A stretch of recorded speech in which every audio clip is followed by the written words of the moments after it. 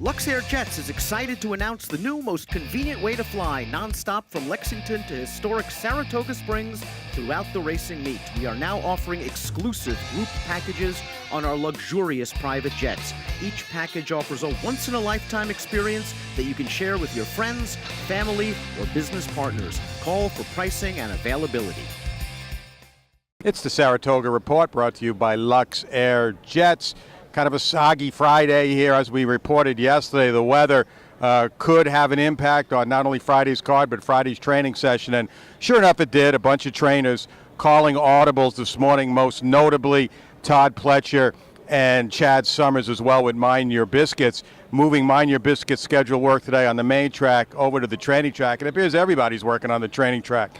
Now, Todd worked a slew over there, trying to beat the weather and the possible residual effect of today's rain. Tomorrow morning, he worked a lot of his steak sauces for next week, and including 3 of his potential Travers starters, 2 are definite, 1 still on hold. That's Outplay. But Always Dreaming and Outplay worked in company this morning in Oklahoma.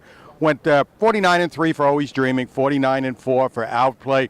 And my colleague Dave Grenning and Mike Vesey both reported they like what they saw from Always Dreaming. I'm over on the main track every morning, so I don't get to see these horses work anymore. But good thing I got good coverage over there on the other side for DRF. Also, Tappert went, these are all maintenance works today. Tappert won an easy half in 50-1, and he's also been confirmed for the Travers. And right now we have about 12 definites for the race. Also, one other Travers worker this morning on the training track at Oklahoma, Giuseppe the Great for Nick Zito, a half mile in 48-4.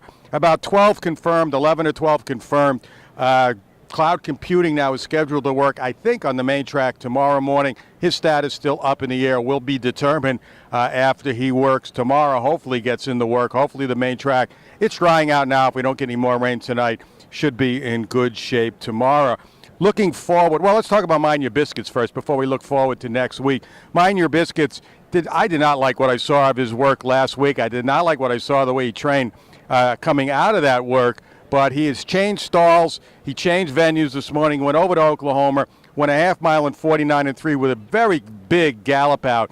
And trainer Chad Summers, jockey Joel Rosario were both very pleased with what he gave them today. Chad Summers told me today this was the Mind Your Biscuits we're used to seeing, not what we saw last week. So Mind Your Biscuits now being committed to the Forgo, and if everything goes right this week. And the Forgo is really shaping up as quite a race. Coming in from California, Drafong off, well, we know what happened there last time. He did not make the course in his last race, but Drafong will lead, or will be the second player in the Bob Baffert contingent that will also include West Coast for the Travers. Drafong, part of a interesting starting lineup for the Forgo that will include Mind Your Biscuits, also Awesome Slew, Birdsong, Tommy Macho, and several others. Also looking forward for the Forgo.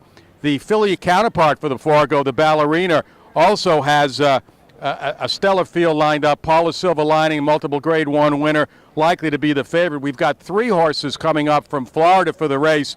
Curlin's Approval, the big winner of the Princess Rooney for owner-trainer Happy Alta. She's coming, and following her up are Dearest and Distinta.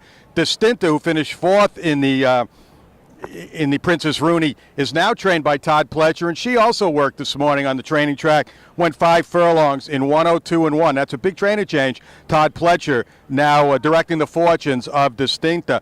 Also expected for the Ballerina by the Moon and Highway Stars. So a compact but stellar lineup for the Ballerina. Also, next week we have the Alan Jerkins, formerly known as the King's Bishop. And again, it's Bob Baffert with American Anthem coming in. He'll be the likely favorite.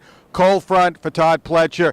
He's 3 for 3. He's going to get his biggest test yet. He also worked this morning 4 furlongs in 50-3. But that's next week. That's a ways off still. We still got to get through this weekend. Tomorrow, Alabama Day. We also have the Lake Placid. Hopefully the bad weather is behind us now.